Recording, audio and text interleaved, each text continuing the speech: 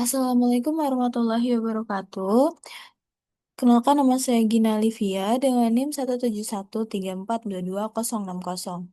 Di sini saya akan mempresentasikan mengenai analisis sistem informasi manajemen di Kementerian Agraria dan Tata Ruang Badan Pertanahan Nasional.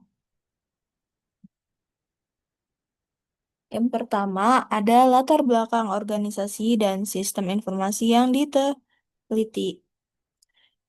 Kementerian Agraria dan Tata Ruang Republik Indonesia berawal pada tahun 1955 melalui Keputusan Presiden Nomor 55 Tahun 1955. Sebelumnya, urusan agraria ditangani oleh Departemen Dalam Negeri karena dianggap belum strategis.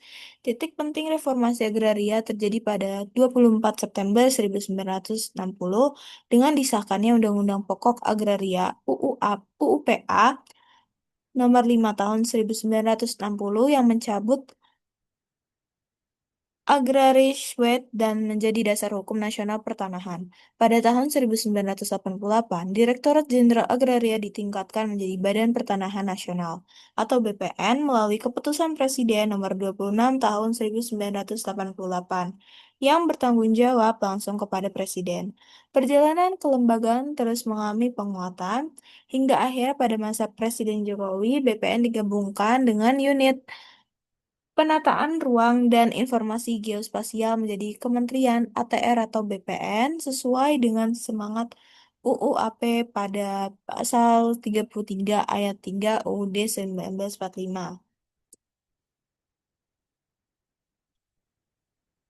Selanjutnya ada sistem Monsakti. Monsakti, monitoring pelaksanaan anggaran dan kinerja Satker terintegrasi adalah sistem informasi berbasis teknologi informasi yang dikembangkan oleh Kementerian Keuangan untuk mendukung transparansi, efisiensi, dan akuntabilitas pengelolaan keuangan negara.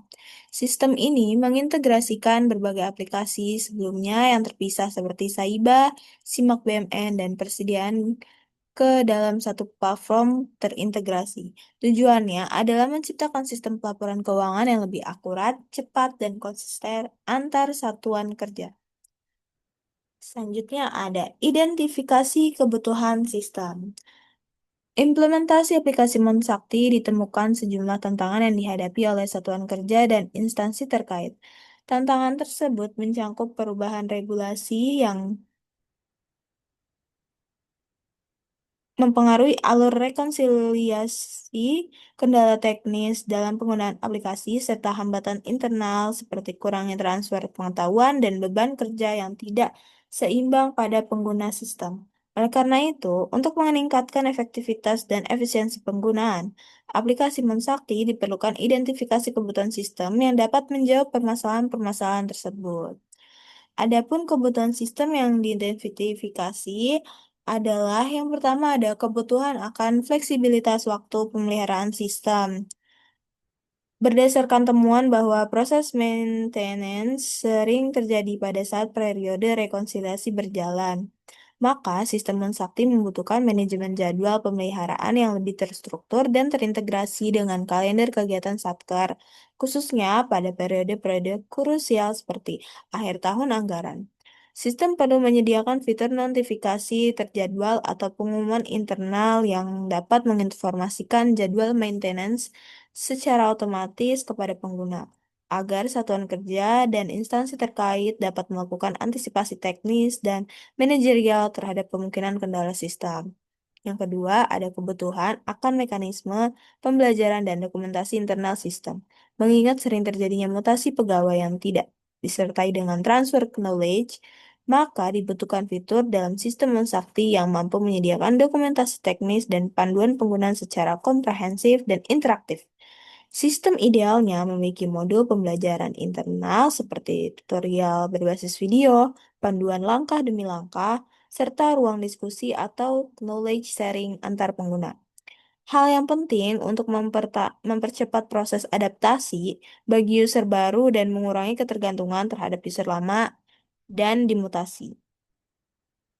Yang ketiga, kebutuhan akan pengelolaan peran dan beban kerja yang jelas. Ditemukan bahwa user aplikasi Mensakti di satuan kerja sering mengalami overload tugas karena merangkap peran.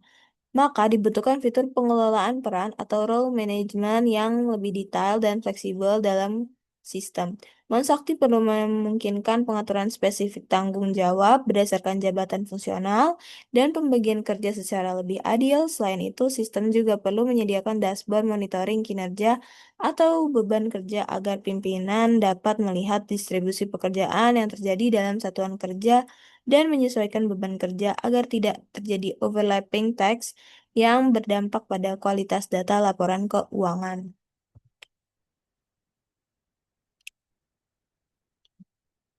Selanjutnya, yaitu rancangan solusi sistem informasi.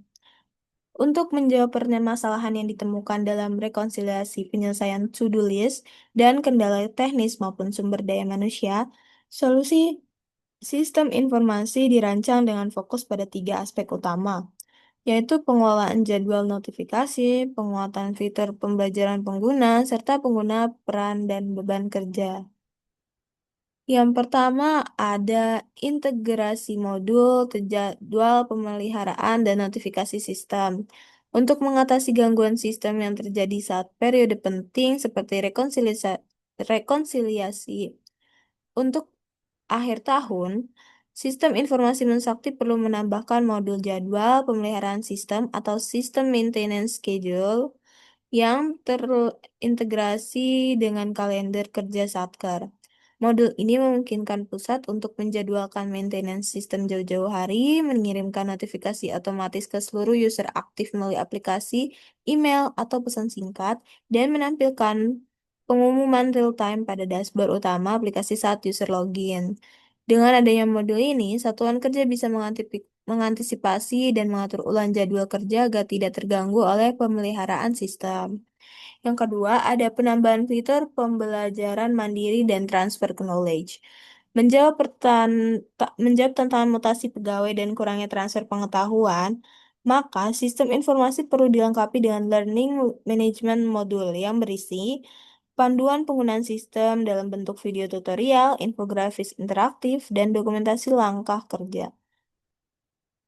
Kemudian fitur simulasi pengguna sistem berbasis kasus untuk pelatihan mandiri, forum diskusi atau Q&A internal antar user atau peer support, dan log aktivitas pengguna baru agar supervisor bisa memantau progres adaptasi mereka. Fitur ini memastikan bahwa pegawai baru dapat dengan cepat memahami sistem Monsakti tanpa bergantung sepenuhnya pada pengguna sebelumnya. Yang ketiga, ada manajemen peran, tugas, dan monitoring kerja. Untuk mencegah overlapping text dan overload pada user, solusi sistem informasi dirancang dengan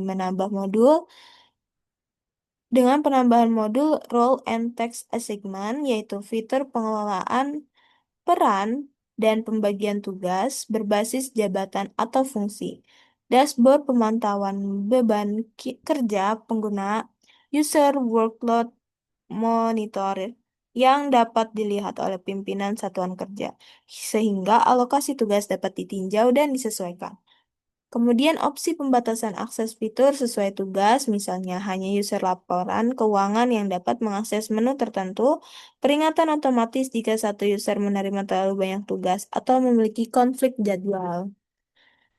Modul ini mendorong efisiensi kerja, kejelasan tanggung jawab, dan peningkatan kualitas pengelolaan data laporan keuangan. Selanjutnya di sini ada gambar diagram alur sistem flowchart.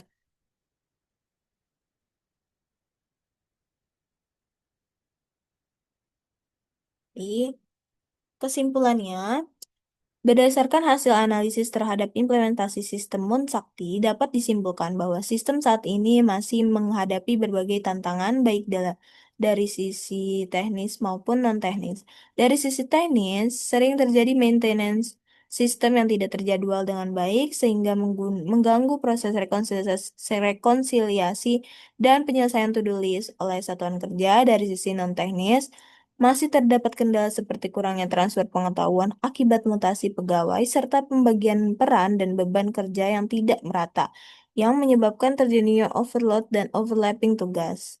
Melalui identifikasi kebutuhan sistem, ditemukan bahwa Munsakti perlu dilengkapi dengan fitur-fitur tambahan seperti pengelolaan jadwal maintenance dan notifikasi otomatis, modul pembelajaran mandiri bagi user baru, serta sistem manajemen peran dan monitoring beban kerja.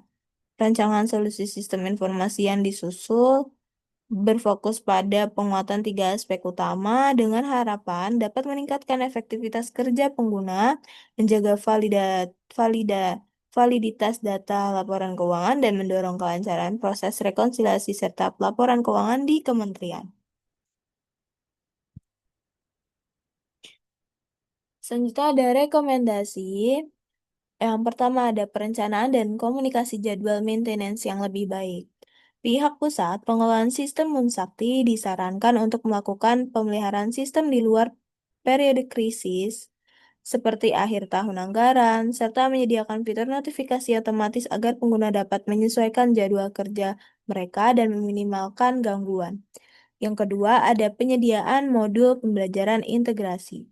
Direkomendasikan agar sistem Munsakti dilengkapi dengan modul pembelajaran mandiri berbasis digital seperti video tutorial, dokumentasi interaktif, dan simulasi kasus guna mempercepat adaptasi bagi user baru dan menjaga kesinambungan pengetahuan meskipun terjadi mutasi pegawai. Yang ketiga, ada optimalisasi manajemen peran dan beban kerja pengguna. Disarankan adanya implementasi fitur manajemen peran dan pembagian tugas yang lebih terstruktur, termasuk dashboard monitoring beban kerja. Hal ini bertujuan untuk menghindari kelebihan tugas pada satu user, mencegah kesalahan dalam proses rekonsiliasi, serta menjaga kualitas data laporan keuangan. Yang keempat, ada penguatan kebijakan internal Satker atau satuan kerja. Satuan kerja perlu mengembangkan kebijakan internal yang mendorong transfer knowledge saat mutasi pegawai serta memastikan bahwa jabatan fungsional memiliki peran dan tanggung jawab yang spesifik dan terstruktur dalam penggunaan aplikasi Munsakti. Berikut adalah daftar pustaka yang saya gunakan. Sekian presentasi dari saya. Apabila ada kekurangan atau salah kata, saya mohon maaf. Wassalamualaikum warahmatullahi wabarakatuh.